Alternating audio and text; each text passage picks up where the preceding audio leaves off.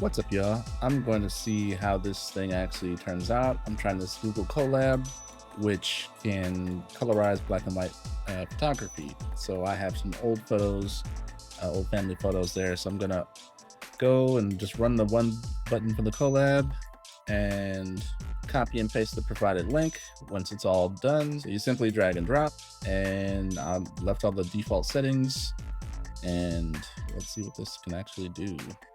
Interesting. I'll save that to compare. I want to do the high res version.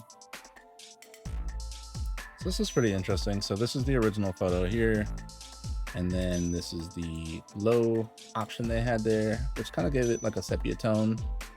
And the third version, which actually did a pretty decent job at colorizing it. It got rid of a lot of that little sepia tone look, colorized the skin a bit, although you will have to do some cleanup work with some of this jacket, but not a bad job. So let's try another photo. Okay, so here are the results for the second photo. Hit the original on the left, and then the 256 by 256, and you can see it like it missed some areas of the skin there, and some of the hair, but that's okay. Then the result on the right, which was the highest resolution, and I think the colorization tends so far from these experiments seems to be the best on that. Although it still missed some of the color on the right side, which isn't hard to do. We can either sample the color and tweak it in Photoshop. I'll probably do that afterwards, but so far so good. All right, let's continue. Okay, so that one's done. Okay, so this one finished, although I don't know what it did. It made everything yellow. Let me try rerunning this to see if it'll make any changes. And if it still looks like this, I'll play around with these numbers.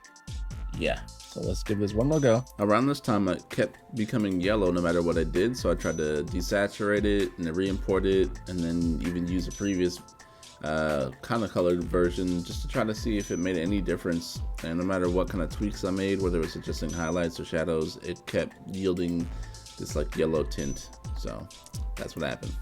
Okay, so here were the results from the final photo here. So I tried to desaturate it and run it again, which yielded these results from the second option. So I've been trying to troubleshoot, ways to make the higher resolution one work.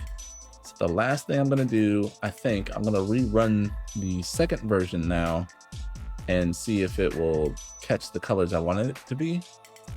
I don't know. This may or may not work. We'll see.